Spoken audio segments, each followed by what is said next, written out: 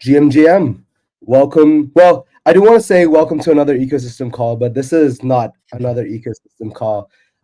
Funnily enough, Dan, Robbie, when I was texting JC and Gabriel about this, like JC was like, "Where's the time gone? Like it doesn't even feel like it's been 5 years.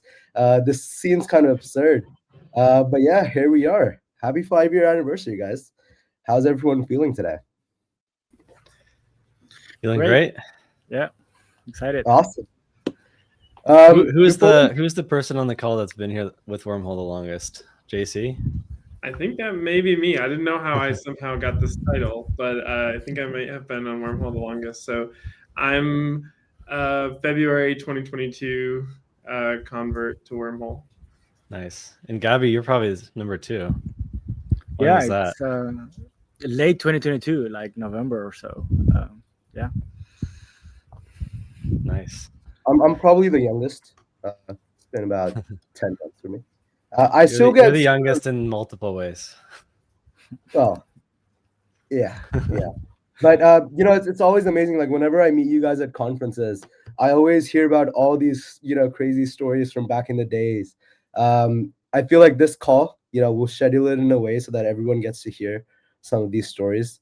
I've had the pleasure of listening to these. My team's had the pleasure of listening to these. I feel like our community would also appreciate a lot of these. I think one of the best places to start, let's talk about the origin story.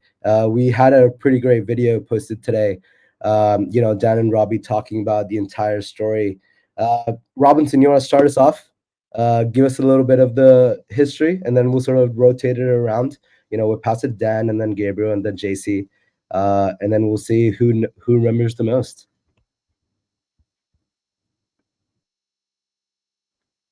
Audio's Robbie, not working. I'll get it started while he figures out his audio. So I guess going all the way back to the beginning, Solana, believe it or not, used to be a blockchain that was brand new, had no users, had no liquidity, and really wanted to grow. Obviously, they launched their chain, and Anatoly and all of them were working on growth plans.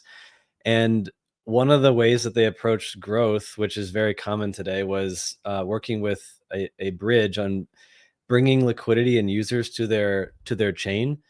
And their approach was actually to start with Ethereum. So they actually had a team that they were working with called Certus One. This was a team of probably around 5, maybe 6 German engineers who built the original Wormhole version 1.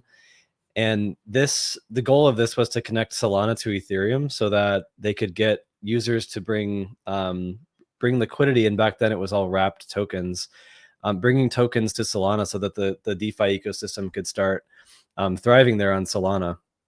So the Solana Foundation gave this team a grant and really kicked everything off. And one of the first things that kind of marks this 5-year anniversary was the announcement of Wormhole as a thing, as something that existed. And then the next thing that happened soon after that was the Solana Wormhole hackathon. And this was one of the very first hackathons, actually the first hackathon for the Solana ecosystem, where people were building what at the time were some of the first cross-chain applications that were working on, running on Solana, but able to leverage liquidity from Ethereum. So that product immediately got product market fit. And Jump is a trading firm who also has a team called Jump Crypto. And the Jump Crypto team noticed Wormhole and actually acquired it and brought it internal to the Jump Crypto team, and then incubated the project, putting amazing engineers and security people like JC here on the call, putting product people, BD people, marketing people, and started staffing up the team and really investing a lot into the project. And then fast forward now 5 years, we have now grown to connecting over 40 different blockchains. Today we just crossed $68 billion in all-time volume. And we'll go over more of these stats throughout the call, but that's kind of the origin story. And over time, the foundation spun out, where Robinson and I came on, xLabs started, the Wormhole Labs team started, Asymmetric Research, where Jonathan's from, is the security team that rolled out of Jump Crypto. and the ecosystem continues to grow. So that's kind of the origin story. And then we also have Saeed on, who looks like he just joined from the Wormhole Labs team. So you'll hear from everyone on this call.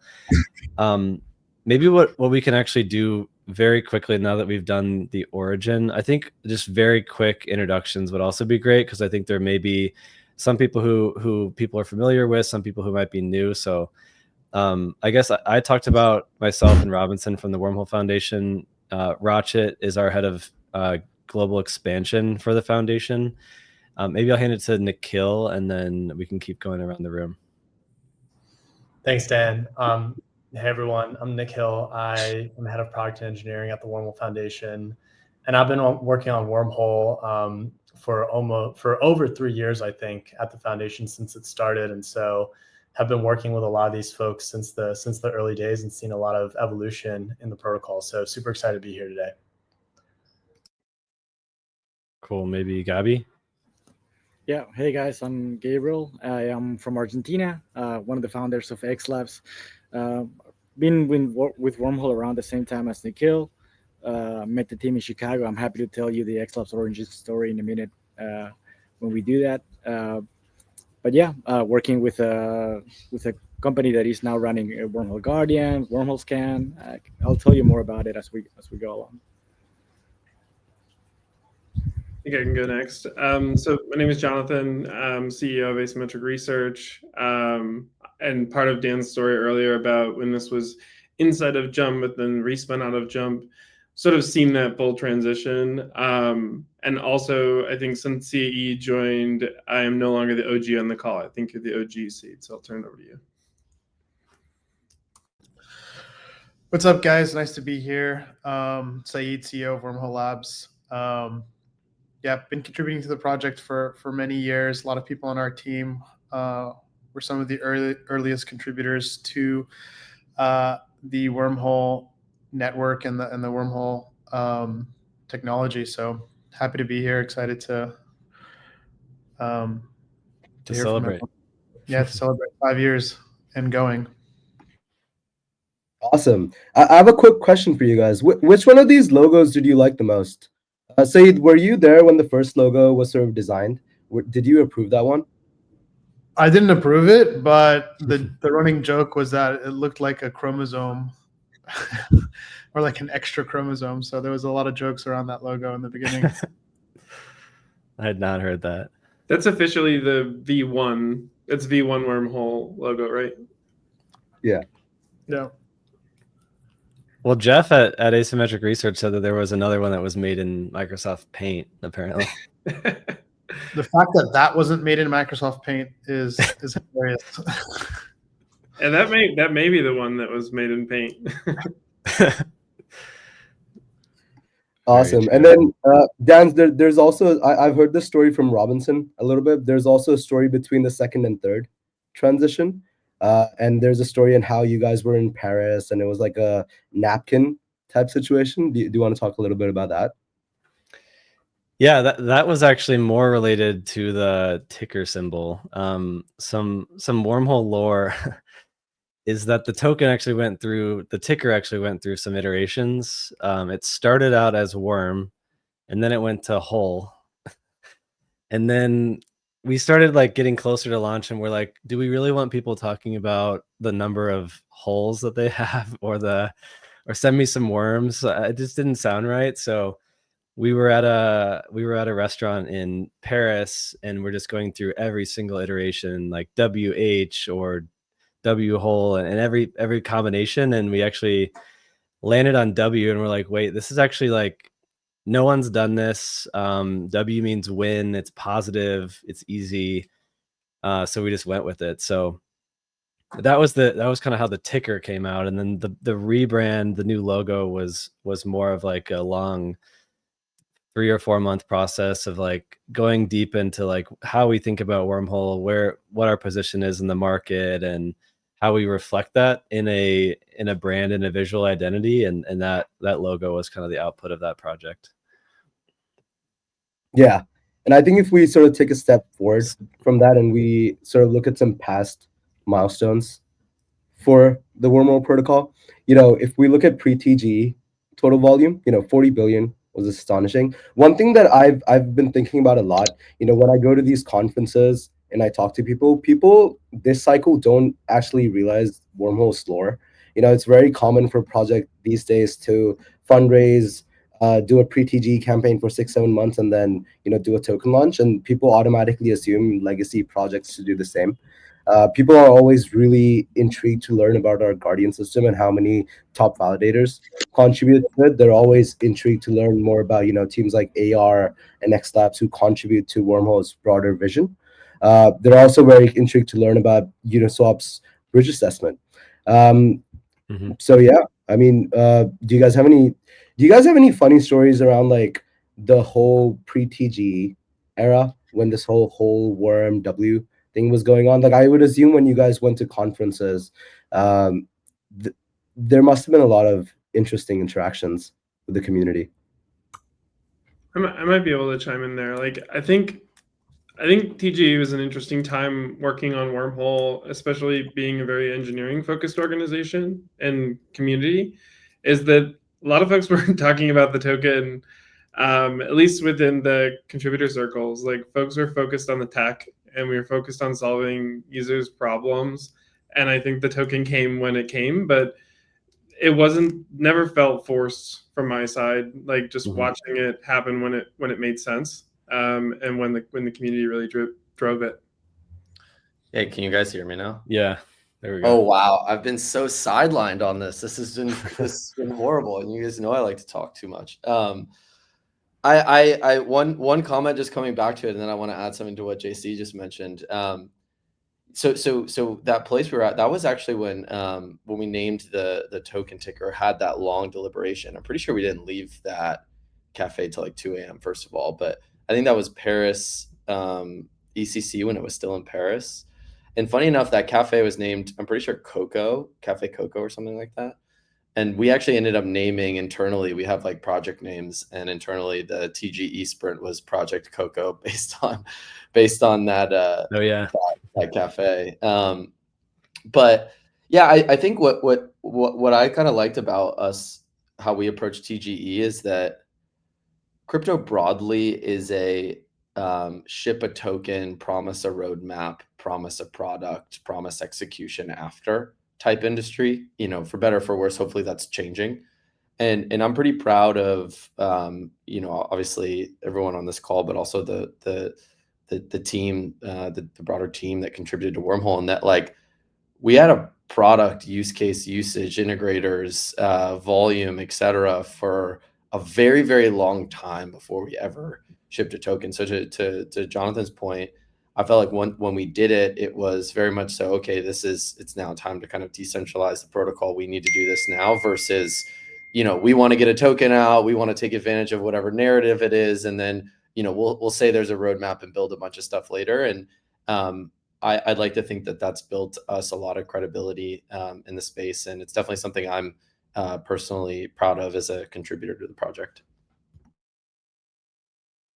Yeah, I think one thing also, if we look back to our roots of being like the first token bridge between Solana and Ethereum, and now, Nikhil can talk a little bit more about this as I set this up for him. But every product that we built after that has been a requirement in the market that Wormhole has identified and then built on top of. Nikhil, how do you and your team think about that in terms of, okay, this is something that the interop space needs, and we're going to go out there and fulfill it? Yeah, I think we're building products to solve user problems. We have a lot of different users, and a lot of folks here are from product-facing teams or teams that help build products at Wormhole. And a lot of the folks at the foundation are kind of on the front lines, talking to integrators, listening to their needs, listening to their issues. What are they struggling with? What are features that they're requesting? What are things maybe that they're hinting at that they're not really saying, but we can infer that they would find very valuable? And so we go through this constant process of iteration and discovery, trying to make sure that our product set and product suite is as modern as possible and solving the biggest needs that we see for our customers. So yeah, I think it's been cool to see also how that process has really matured over the last few years that I've been working on Wormhole. It started from much more greenfield ideation. We didn't know, are these people really customers? Are they not really customers? And now we have a very, very established set of folks who need Wormhole and who use Wormhole. And we have, as a result, also matured our product lifecycle. Yeah, I think it's something unique about how we build products is building for solving a real problem. I think like if you've been in crypto for a while, like you've seen some of these ecosystems, maybe I won't call out any by name, but developers who are like these cypherpunk idealists who build technology because it's cool. And then all of a sudden they're surprised that their ecosystem doesn't take off because no one actually needs their product. It's just like some cool new tech that maybe does something slightly different. So that's definitely how we've approached building products, is like solving real problems.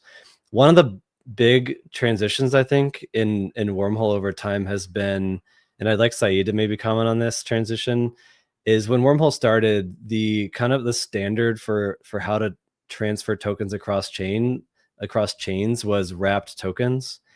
This was basically like the only way to do it at the time, which is why this is how Wormhole started. But over time, the market started evolving.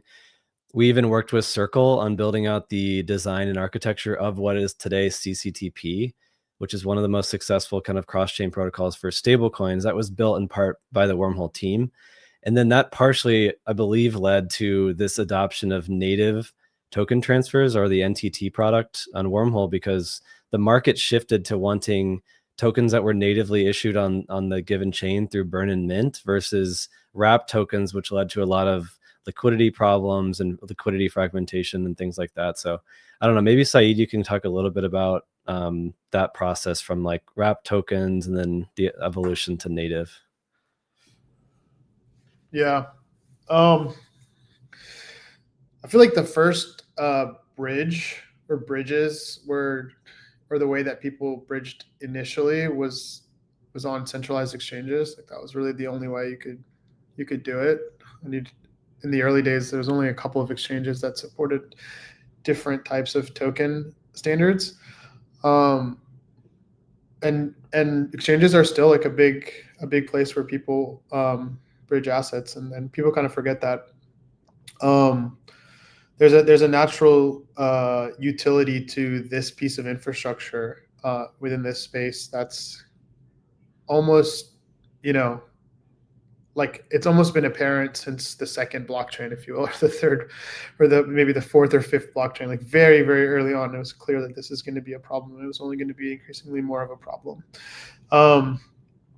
Now, I kind of just view it as new tech or new solutions to the same problem, whether it's wrapped assets, whether it's native to native swaps, whether it's intents, whether it's anything else that comes in the future. It's just finding new ways to leverage the latest technology that's out there, whether it's on the ecosystem front, right? Like if you don't have local DEXs, you're not going to be able to rebalance your assets when you're doing intent-based swaps. So like if that doesn't exist and there isn't liquidity for those assets, then you're not going to be able to, you need that infrastructure to be there. Just like you need the messaging protocols, you need the applications, you need, sometimes oracles.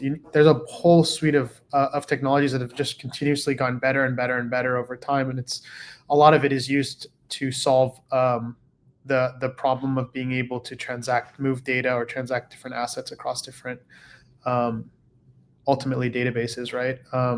So yeah, it's been cool to watch that evolution. I think that was the primary thesis for Wormhole in the beginning, which is like, first, it's like, okay, how do you support an ecosystem that's building very, very different tech like Solana, and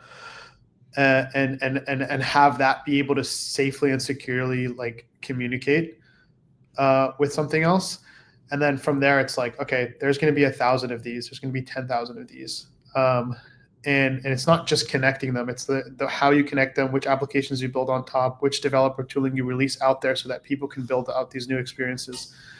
And so that's been what's been that. I think that's probably the most fun part about contributing to Wormhole is the fact that like it's a 10,000 foot view of the entire space, and you're constantly trying to use the latest technology while making sure that it's safe, while making sure that it's secure, and understanding that anything that you build has the capacity to move billions of dollars every month or every day. And so the problem is, it will always be a problem. It's just how good are your solutions, and every year it's gotten better and better and better. Yeah, 100%. Sorry, Yeah. my 2 cents is that, apart from the privileged position that Wormhole has of all the deep connections it has with major L1s or every major blockchain out there, I think that a lot of Wormhole talent is also from countries where the financial system is deeply broken, right? Like xLabs employs people from Argentina, from Venezuela. We had people in Egypt, where crypto is not seen as just a way to get yield or try to get rich, but actually people use it every day. I pay my babysitter in crypto, and like a lot of the folks internally at Wormhole, they breathe and use crypto for saving, for being able to pay their mortgages. So we have a talent of engineer pool of engineers that need or like the all the UX issues with crypto and the rough edges. They're not just an abstraction, right? Like they hurt you every day. Or you have to pay somebody. You go to a shop and you need to, I don't know, go to the butcher, and the butcher is using Optimism, and all your liquidity is in Arbitrum. Or now we're gonna go through a centralized exchange so that I can give you $20. It's and kind of the fact that we get to work on these problems has made it a very pleasant experience to run an organization that is directly trying to solve this thing that is really bothering us every day, right? And Wormhole kind of enables us to work on that, and it's been such a joy to tackle that problem head on. Yes, sir. I think that's a beautiful segue into, let's talk a little bit about our contributing teams. You hear so much from the foundation, we hear so much from Wormhole Labs. JC, I want to give you the stage. Talk to us a little bit about AR's origin story. And Gabriel, I'll come to you after this one, and we'll talk about xLabs a little bit more in detail as well. Yeah. Okay. So how did I first get involved in Wormhole, and then how did we get to AR?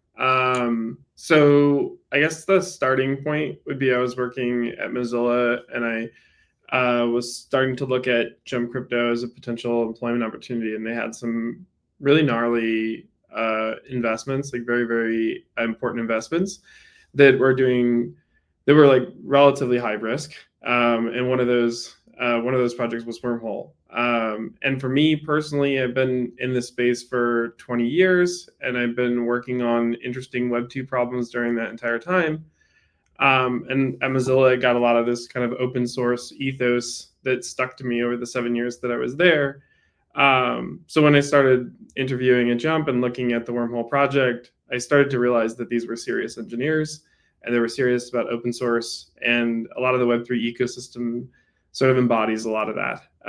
So I joined Jump, started working on this project, and other projects. And the whole idea when we were at Jump was working on the VC portfolio. So we were working on lots and lots of different investments, and trying to manage them for the long haul. We were trying to manage for long-term outcomes. During that time, we also worked with a lot of Web3 firms, specifically Web3 security firms, specifically audit firms, that were working in these kind of like 2 to 4 week windows. They were providing, there's actually quite a lot of product market fit there. So we see lots of projects understand that they need audits at that time. But what they didn't have was long-term security partner support. So as we got more experience at that and eventually spun out of Jump and created Asymmetric Research, Wormhole became one of the most natural partners because we were already working with Wormhole for a very long time. And Wormhole leadership, this larger community, really understands how to invest in the long term. So Wormhole was actually one of our very first clients, and we continued to work together over that entire span. I would say for asymmetric research, we're really focused on sort of like long-term partnerships with our clients. And we feel like that's the case here in the Wormhole ecosystem. As contributors, it's really just kind of like an engineering excellence organization. So we can always work with each other to solve really interesting problems. And I feel like over the time that we've worked together on the security of Wormhole, we've added an immense amount of in-protocol safety features, made the protocol a whole lot safer. And a lot of folks think about this as just kind of a defensive action. So how do we prevent the bad things from happening? But I think it's actually turned into something where it's been more of an offensive opportunity. So it allows the Wormhole ecosystem to move faster, more nimbly, and be able to take on opportunities that other projects would not be able to. So that's a little background for us. One thing I just wanted to add around AR is that although they're a Wormhole contributor, they're also looking out for any chain and any application and any token also that interacts with Wormhole. So maybe JC, like I know you guys have made some of these public. Could you just mention maybe a couple of the bugs that you guys have helped prevent on some of these major ecosystems or companies outside of Wormhole, just to give some examples there? I think one of something that we probably don't promote enough. I think Felix and I generally try to be relatively private people, but we are kind of the #1 bug bounty hunters on the Unify platform. So we have globally.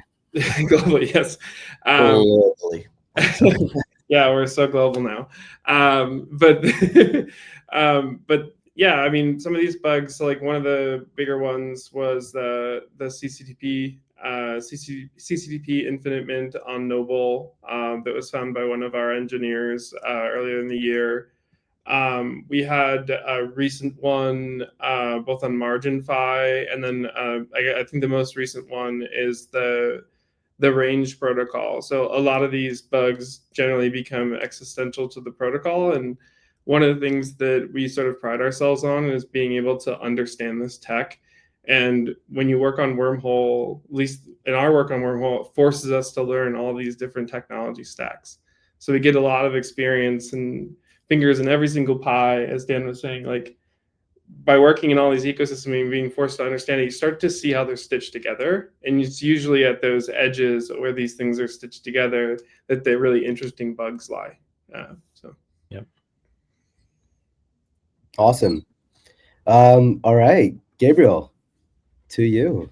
Tell us the xLabs. Yeah, I think the origin story for xLabs is a fun story. Shortly before, like a few years before joining Wormhole, I was fortunate enough to land a job, my dream job actually. I was head of engineering at this unicorn in Latin America. We were preparing to go public, and I had a very nice salary and enough equity that I thought, when this company does list in NASDAQ or whatever, I'll be able to do whatever I want.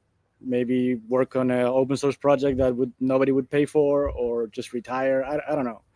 And I met Michel, my partner and the other founder for xLabs, and he invited me to go to Chicago to meet the Wormhole team.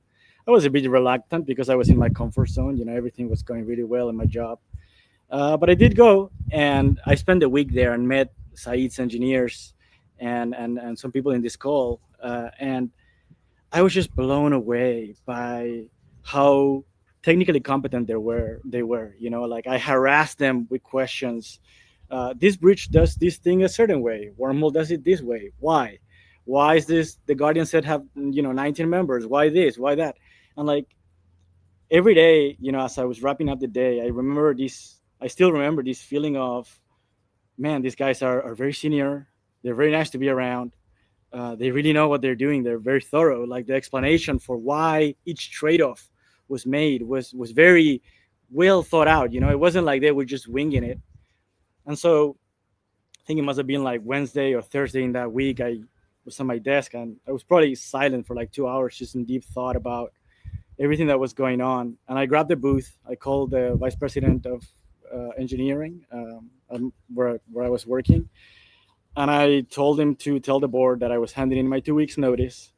And yeah, this was a surprise because I was happy. Everybody was happy. Like this came out of nowhere. So, there was some negotiation trying to, maybe salary bump or more equity or whatever. But I think my mind was made up that we have to work with these guys. Like, this protocol is clearly well designed, made by a very competent team. So that was it. I told them, there's, my mind is made up. We're doing this. So I, hang up the call. It was done. I was feeling this rush of adrenaline and like, I couldn't. I was super excited. And then like 10 seconds in, I was like, did not check with my wife.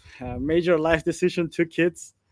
So I called my wife, and I had to explain to her that I quit my dream job with this nice salary and everything to work with a bunch of guys I met like 3 days ago on this crypto protocol that was kind of new to many of us.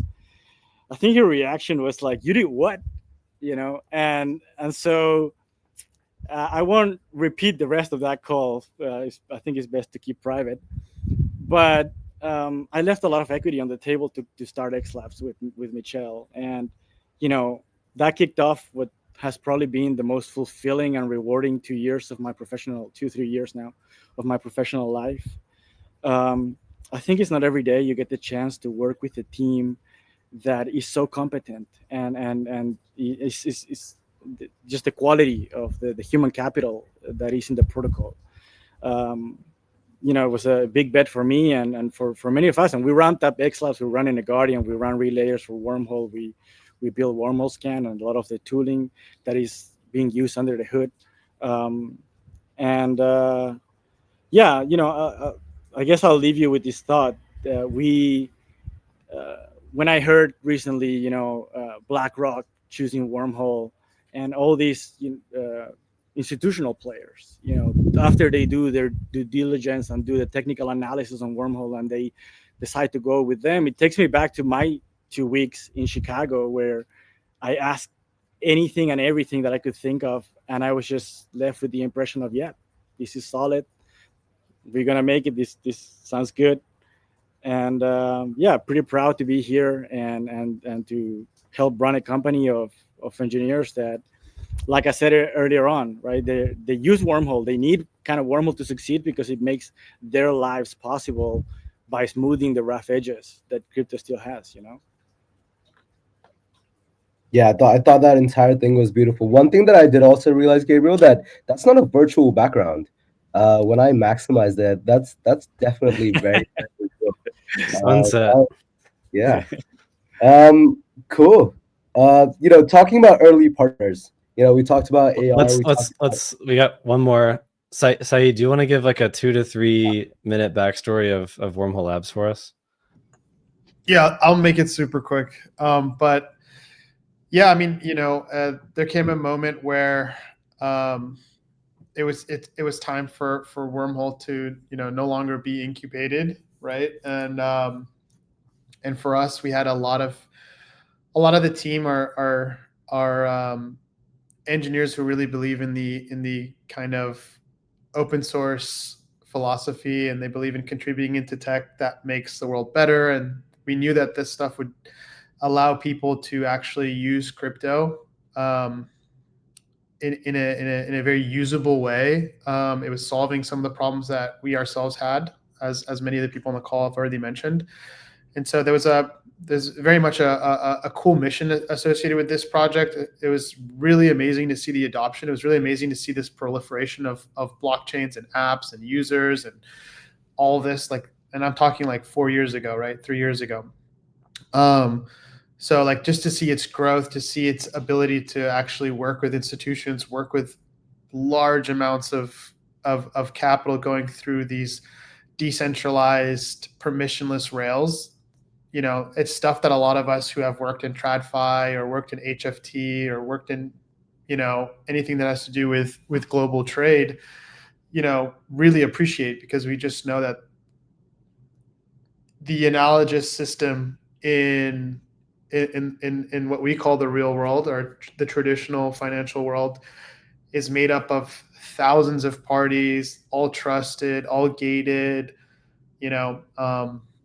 and so for us, it was like to be able to work on a project with so many people around the world and so many smart people around the world, and it actually working and delivering value to not only developers, but also to end users and to institutions and now governments and government data and different other pieces of infrastructure. It's a very rewarding project. And so when we decided to kind of start Wormhole Labs, it was to kind of further that mission and continue to build this technology all the way up and down the stack, right? It was not just the core protocol, but everything in between, supporting the ecosystem and contributing to the middle of the stack and ultimately at the top of the stack with applications and ecosystem development. So yeah, for a lot of us, it was mission driven. We really enjoyed what we were doing, and it's really awesome to see how much things have grown over the last 5 years. Yeah.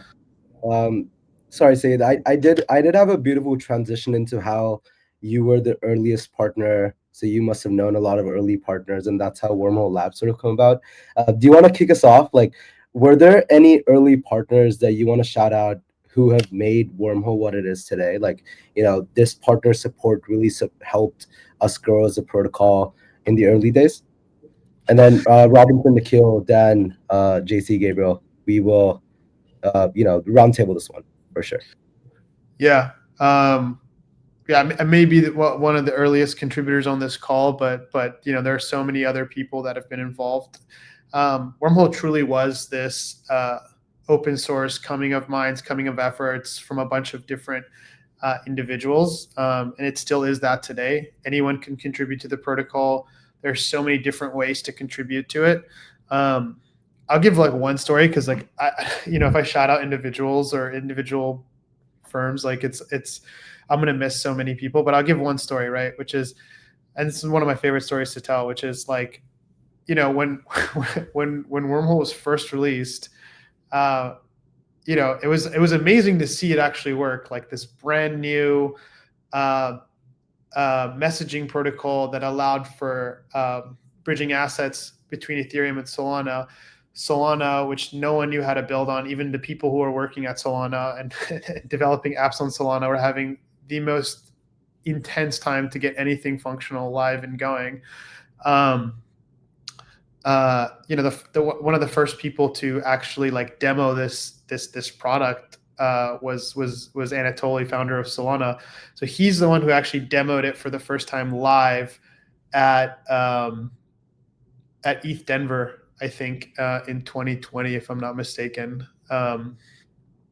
But so there's videos of this. You can go see it. There were a couple of other contributors at the time, and at the time there wasn't as much tribalism. So like talking about Solana or any other blockchain or all the L2s or anything like that, there was no tribalism. It was just cool tech. It was like, this is the first time we're seeing something like this, a completely different consensus, different programming language.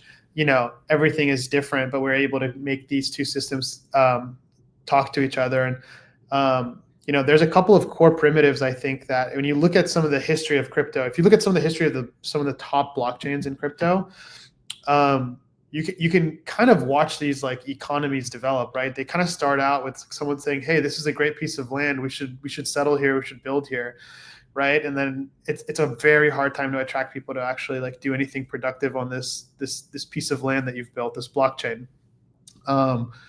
But there are core primitives that if you're able to build or attract or help put into your ecosystem, they actually power everything that comes afterwards. So like the two main ones that I was lucky enough to be really close to was Wormhole and Pyth, right? There was no Oracle on Solana. There was no bridge to Solana, right?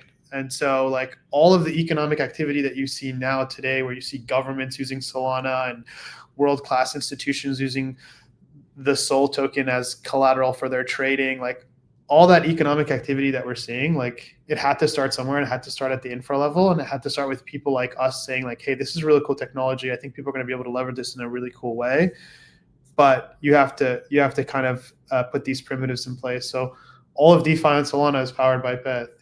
All that TVL that you saw that helps seed this economic activity, and for people to actually go and try 1,000 different businesses on that chain, wouldn't have come if those primitives weren't built. And they were very, very difficult to build at the time. And they still, like I said, the problem stays the same. It's just how well can you solve it, and solving it well is always hard. And we kind of love that challenge to the space and that challenge to crypto. Anyways, yeah, that's it. Yeah, I mean, I think Saeed called out a couple of partners, or implied a lot of partners right there. Solana is obviously one of the earliest partners of Wormhole. Pyth is one of our earliest partners, and a team that we continue to do a ton of work with. Another set of partners that have been with Wormhole since the beginning have been the Wormhole Guardians. And the Wormhole Guardians are providing the security for cross-chain messaging for Wormhole, the 19 Guardians, which are all well-known industry-leading validator and RPC companies. Running nodes for blockchains is their business, and so they are perfectly suited to provide this service and help operate Wormhole. And those 19 Guardians have pretty much been with Wormhole since the very start. And so they've been extremely close partners as well. But I'll also hand off to others who want to call out some important partners we've had. Maybe just calling out a theme, and I've tried to take a little bit of a step back because I'm always on the ecosystem calls and yapping with Rashid. But I think the to Saeed's point, obviously Pyth, Solana, Sui, the chains, working with a lot of the larger assets early on, WBTC, ETH, etc. The Guardians, obviously critical to the ecosystem. The original Certus One crew that were able to kind of build the first implementation of Wormhole. What I think is just really cool is that Wormhole today obviously has applications that we work really hard on. I think a good example is Portal, right? And small plug, some really exciting updates coming on Portal very, very soon. That I'm personally very excited about, and I think the community will be, but we'll leave that for later. But it's coming imminently. But what I was saying is we like to kind of push towards these applications and make sure that the things built on top of Wormhole that we control, which are a few of them, are as best as they can be. But I think the cooler thing that's happened over the past 5 years is we kind of started with this intentional set of partners, and since then, it's an ecosystem. It's grown with some things within our control, some things working on them. But I think maybe the mental model is kind of like a blockchain. Now it's just we have builders coming from everywhere, like whether it's an asset deploying like Biddle and BlackRock, or we'll hear about a new meme coin or a new native token or a new application like Machina that's like using Wormhole queries. I think one of the coolest things is that, again, we started with this established set of partners, and now it's kind of hitting this critical mass where we actually almost can't keep track of everything. And so that's really exciting to me, and I think it's also a big thank you for the partners that we've mentioned, and there's others that kind of trusted us in the beginning to build that kind of foundation for other protocols to come after. Yeah, one last one that I'll mention quickly is Uniswap. Part of the Wormhole lore, I guess, going back 2 or 3 years ago, there was a big like forum, conversation around which bridge that Uniswap should use for their cross-chain governance data, because all the decisions are made on ETH mainnet, and then those decisions from governance have to be communicated to all the other Uniswap deployments and other chains. And then that conversation really highlighted the difficulty that most people have in evaluating a bridge. Like how secure is it? How decentralized is it? Is the architecture better than the others? So the Uniswap team actually commissioned about a 3 or 4 month Uniswap bridge assessment committee, and the output of that was a report that said that Wormhole was the top protocol in our category. Uniswap approved Wormhole. They conditionally approved Axelar, and then they declined Layer 0 due to the centralization of that protocol. So we were really proud of this outcome, and it led to us winning that deployment of using Wormhole to go from ETH mainnet to the BNB chain. And I think it's just the beginning. That was the beginning of large, systemically important, almost institutional type teams in crypto choosing Wormhole as the #1 protocol. And then look where we are today. The decisions we made in our architecture having 19 validators is not easy. It's easier to run a 2 of 2 multisig, but we chose the safer route. Who knows what'll happen with a 2 of 2 multisig in the next 5 years? I would not be comfortable running a protocol like that. But with 19 validators, BlackRock chooses Wormhole, Apollo chooses Wormhole, Van Eck chooses Wormhole, Hamilton Lane chooses Wormhole. Everyone's choosing Wormhole because of the decisions we made dating back 4 or 5 years ago. So definitely like continue to be happy to work with the Uniswap team on growing their ecosystem, and then just a good highlight of where we've come since then. And I do want to pause the institutional talk for just a second. You know, I have a very beautiful slide on that particular topic. Robinson, I know you've been a little quiet on this call. I know that's your favorite topic. We'll hand it over to you in a minute. You know, I feel like the past I wanted to spend a lot more time on because this is an anniversary call. You know, when I sit down with my girlfriend and we have our anniversary dinners, we talk about all the beautiful things we've done. You know, in terms of the present, though, this is something that Nikhil covered already. You know, Wormhole Stack has evolved from the token bridge from back in the day to now having NTT, queries, multi-gov, and settlement. We've done over $68 billion of volume.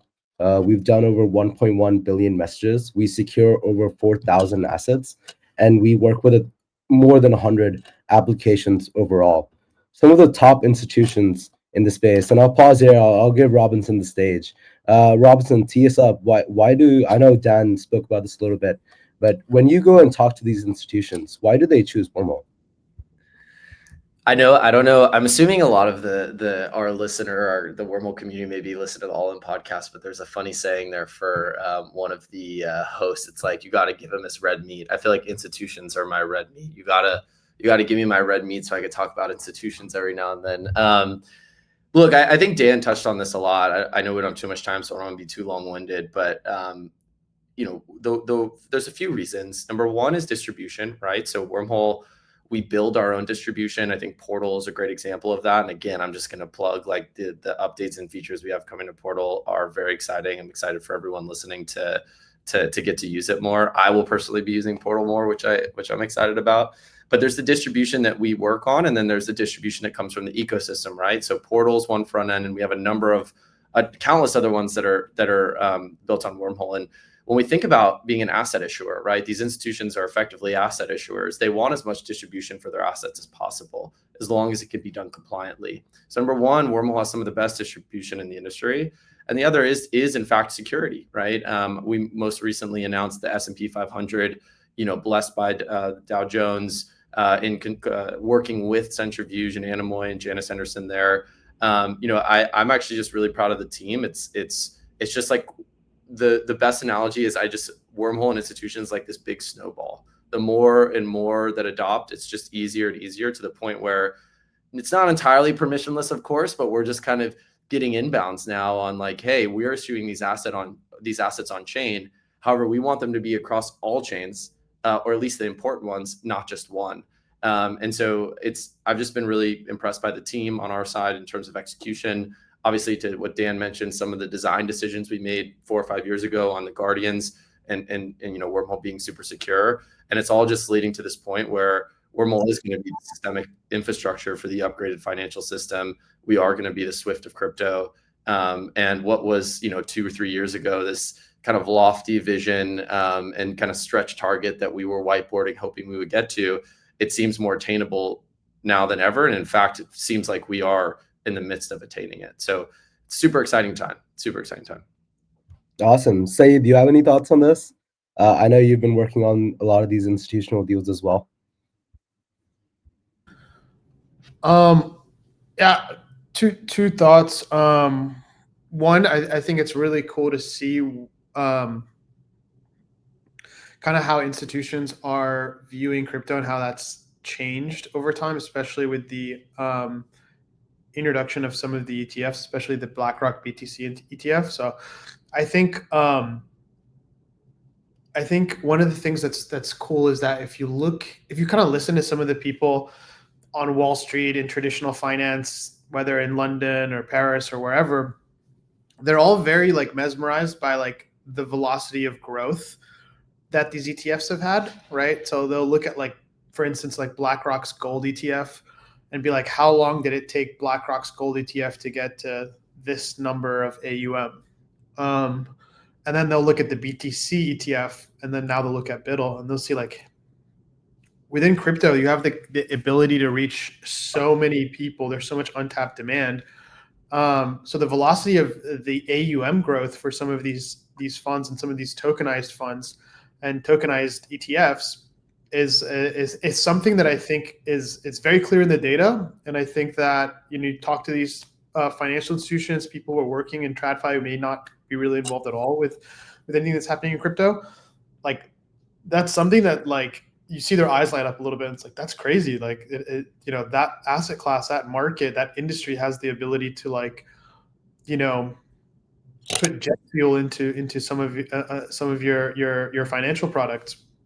And so, I think that's been really interesting to see. And it's been interesting to see how people have have for a while now, been exploring like, how can I get some of that, right? Like, how can I bring some of my financial products to either a global market, or how do I get, even if it's not a global market, maybe it's still permissioned, maybe it's still, it requires certain kinds of things in order for you to interact with their financial product. How do I tap into the velocity that I can get by being a part of this industry in a meaningful way? So I think from the institutional front, it's really interesting. We're lucky to be in the position that we are, that like for the past 2 years, we've been one of the first calls when people are exploring anything on blockchain, right? Because again, the stuff that we're working on is foundational for them to be able to achieve their outcomes. And so we've kind of seen the industry mature, and we've formed the right partnerships, and we continue to do that. We continue to have them both contribute to our tech and us help contribute to whatever they're building, whether it's a chain, whether it's a tokenized fund strategy, whether it's a tokenized stock, whatever it may be.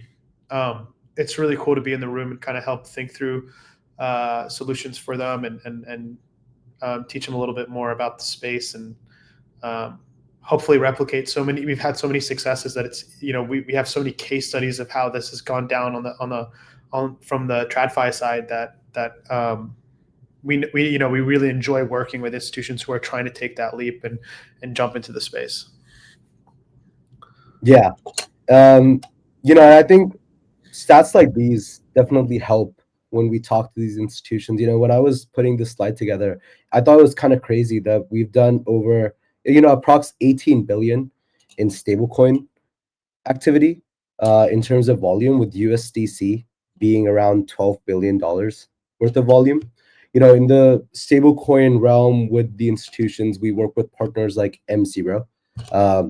Thomas, who used to work at the foundation, famously said M0 is like the pump fund of stablecoins. I feel like they don't, pretty different opinion now. But these guys have been crushing it. We've been working with these guys really closely on a lot of their issued stablecoins.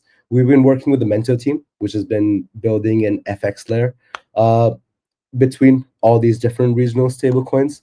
We work with the Transfero team, which also works in the stablecoin realm. We work with the Agora team, again, a big stablecoin issuer in the space.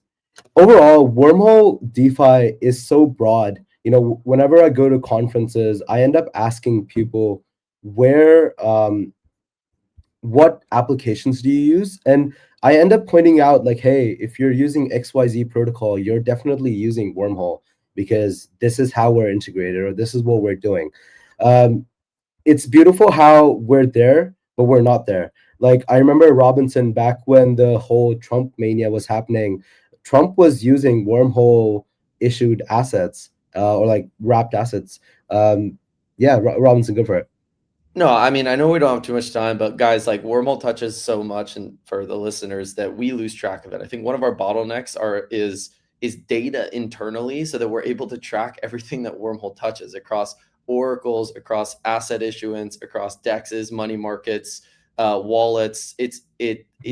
We can't keep like, one day we'll look on Solana and we'll say, oh wow, 400 million of the BTC on Solana is actually powered by Wormhole. that is something that happened almost about, a month or two ago, that we kind of realized how much, and that happens across all these chains, right? Because a lot of what we do is that the foundation and the contributors on this call have intentional kind of product releases and integrations, et cetera. But there's also this whole entire permissionless layer. So, when we say 4,000 assets secured, when we say over 100 applications, we might be underreporting the 100 applications for context. But anyway, I could talk about this for a long time and talk about the various areas of the crypto world we or the on-chain world we touch, but just know it's you almost can't keep track at this point, and we're going to continue to make sure our data is better so we can. One of the biggest surprises we've ever had just having this ecosystem built on Wormhole was literally the United States Department of Commerce was using Wormhole, and we didn't realize it until the day that it came out. So the US Department of Commerce is using Wormhole via Pyth, the data oracle, to bring government economic data on chain, such as GDP data, that applications can then inject and make decisions with. So if you're an application, you want to allow someone to, let's say, for example, like trade or buy or long or short based on US economic data coming out that day, the apps will be able to do that via the Pyth data oracle, and that is all using Wormhole messaging beneath the hood. So just wanted to add that real quick. Yes, sir. One thing also that you've heard on this call probably 10 times from Robinson and 8 times from Dan is Portal's evolution. Very, very bullish. I also added a screenshot of Hype going from Hyperliquid to Unichain. Shout out the Unichain team. Definitely look into some of the earlier announcements we made earlier this month, and go try out Portal. One thing that you should also be excited about is Portal Earn. This is essentially an incentivization layer on top of Portal, coming out very, very soon. It's going to change the way that we think about bridging in the space overall. W2.0, we made a lot of noise around this. This is one of the most progressive tokenomics reforms, I would say, that we've seen as an industry. Dan, I do want to take a couple of minutes and talk about this. I feel like it's an important topic for the community to talk about and understand importance of. Yeah, I'll just keep it quick. I think that there was 3 main items here. One was being able to offer a base yield of 4% for people staking in governance. Our governance system has been live for well over a year now. People can stake at w.wormhole.com, and that staking is actually you taking the action of delegating your tokens to somebody in Wormhole governance to be able to vote on your behalf. You can also delegate to yourself and then vote for yourself. The other aspect is the Wormhole Reserve. This is a on-chain reserve that is launching soon, imminently. No date that we're giving yet, but this will be a place for us to collect off-chain and on-chain revenue from just value being generated by the Wormhole network in general. And then the third thing was an unlock optimization. As is very clear from today's milestone of 5 years, Wormhole's been around for a long time. And the original unlock schedule was built back in a time where a once annual unlock was kind of common practice. Since then, the industry has learned that that is not optimal. Optimal and kind of the standard practice now is a linear. So that means like whether it's daily or weekly, bi-weekly, maybe even monthly. So Wormhole has now a bi-weekly unlock schedule that actually started on October 3rd, and that'll continue for the next few years until all the circulating supply is out in the market. So that was kind of the essence of W2.0, and I think most people are excited about the yield that we're going to be launching, and then the Wormhole Reserve as well. Awesome. But as the community, what does the future hold from the Wormhole ecosystem? I feel like, we scheduled this call for an hour. We only have like a couple of minutes left. There's so much that is coming that, as contributors, we know. Do we want to just say like closing thoughts, like 10 seconds, what we're most bullish about for the Wormhole future, and then we can call it a day? We're going to connect everything. I also think the stream's going to be cut off. So literally 2 seconds. We're going to connect everything, and Portal upgrades are going to be insane. Yeah, I think for me, the future is we are really building the infrastructure of the modern global economy. Everything that people have been talking about happening in crypto is actually becoming reality now, and this thesis that we had 5 years ago has now been proven right, and now we are just going to win this entire category. All right, we have 4 seconds. W Nation. Oh, it didn't get cut off. Okay, we can continue going on.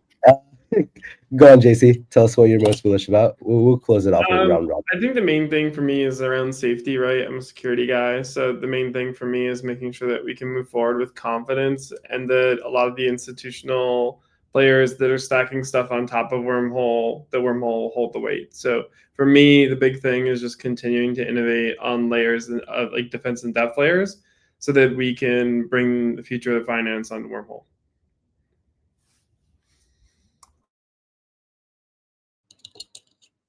Gabriel? For me, I think that what I'm most excited about is Wormhole empowering builders, empowering people to experience crypto the way that it was meant to be enjoyed, right? Like without all the rough edges, moving from chain to chain smoothly. Just excited to have my dad and my friends be able to have a great experience without having to, open an encyclopedia to send me money.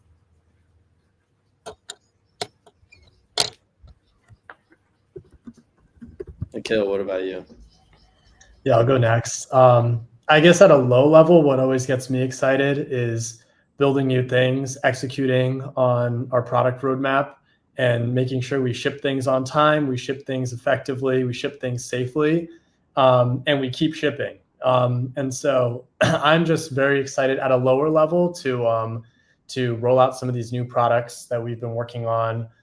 You saw W2.0, you saw the portal improvements, obviously improvements to our core protocol we're working on very hard as well. We're continuing to expand the list of chains that Wormhole supports. We're continuing to launch with new partners and support all those integrations. So executing on those gets me really excited. At a higher level, real quick, I think I'm just very excited to see some of the things that Wormhole has been racing towards for the last 4 years finally start to really come to fruition. You're starting to see going from any asset on any chain to any asset on any other chain.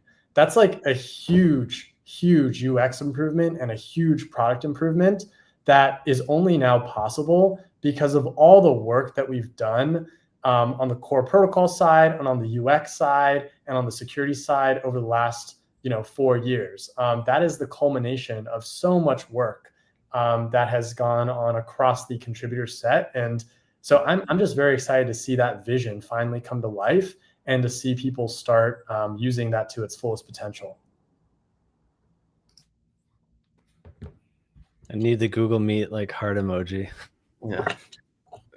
Maybe if I can, I don't know, Saeed, you can go, and I just want to close with one final thought.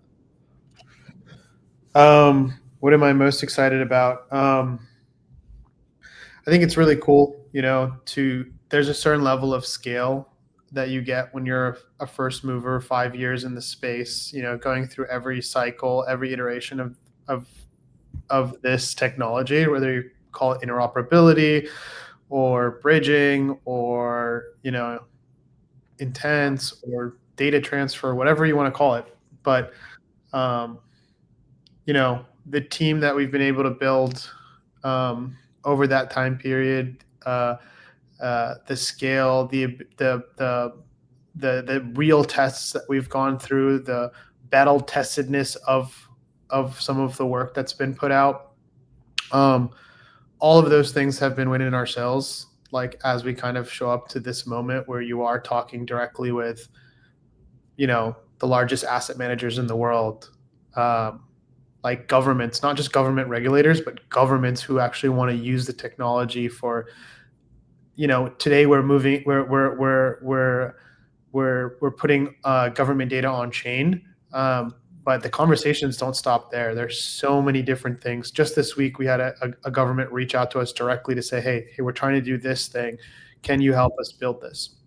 So I think it's it takes a long time to get to where we're at, and as an ecosystem and as an open source piece of technology, like, the rails are there, they're being used by billions and billions of dollars. Some of the most sophisticated, largest,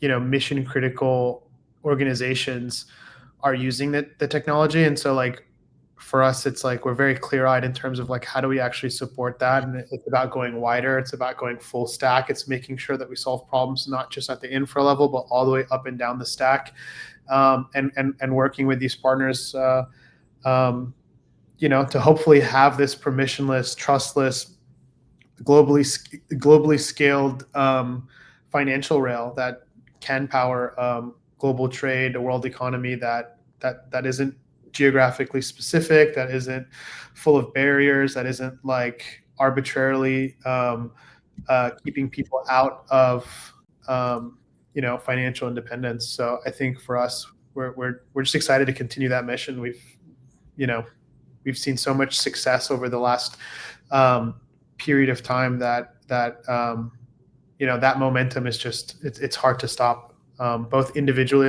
like speaking of myself, and then like all the people on the team that actually make this vision possible. So super excited about all of that.